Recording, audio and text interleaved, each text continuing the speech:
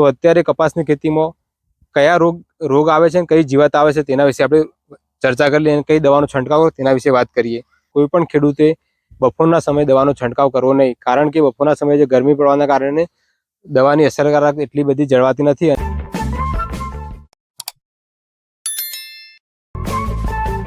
નમસ્કાર ખેડૂત મિત્રો, ખેડૂત પરિવાર યુટ્યુબ ચેનલ વતી હું કિશનસિંહ, કૃષિ નિષ્ણાંત, આજની કૃષિ માહિતીમાં તમામ ખેડૂતોનું હાર્દિક સ્વાગત કરું છું। ખેડૂત મિત્રો, આજે આપણે કપાસની ખેતી વિશે વાત કરીશું।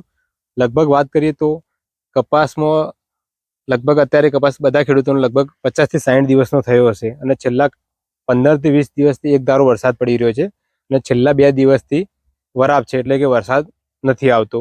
તો અત્યારે કપાસની ખેતીમાં કયા રોગ આવે છે અને કઈ જીવાત આવે છે તેના વિશે આપણે ચર્ચા કરી લઈએ અને કઈ દવાનો છંટકાવ તેના વિશે વાત કરીએ।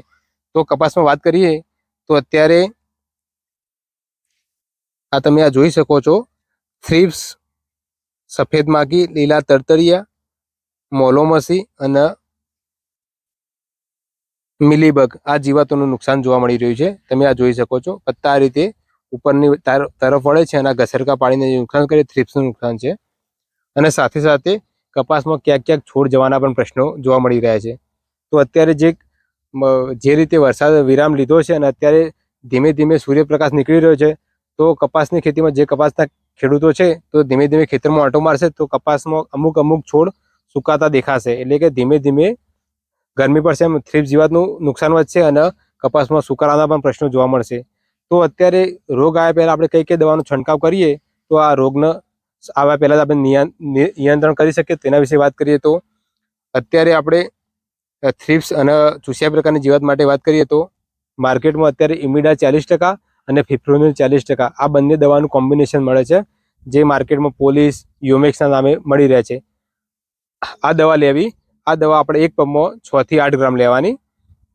સાથે અત્યારે તમે જોવા દો કપાસમાં ક્યાંક સુકારાના પ્રશ્નો પણ જોવા મળ્યા, તો તેની સાથે સાપ પાવડર, જે યુપીએલ કંપનીનો સાપ પાવડર આવે છે, જેમાં મેન્કોજેબ અને કાર્બેન્ડાઝિમ બે મિક્સ કન્ટેન આવે છે ફૂગનાશક, તો આ બંને દવા મિક્સ કરવાની અને જો 15 લીટરના પાણીમાં ઇમિડા ફિપ્રોનિલ એક પંપમાં 6 થી 8 ગ્રામ અને સાપ પાવડર એક પંપમાં 40 ગ્રામ લઈ કપાસના ખેતરમાં જો છંટકાવ કરવામાં આવે તો આ બંને રોગ જીવાત સામે ખૂબ અસરકારક રિઝલ્ટ મેળવી શકાય છે।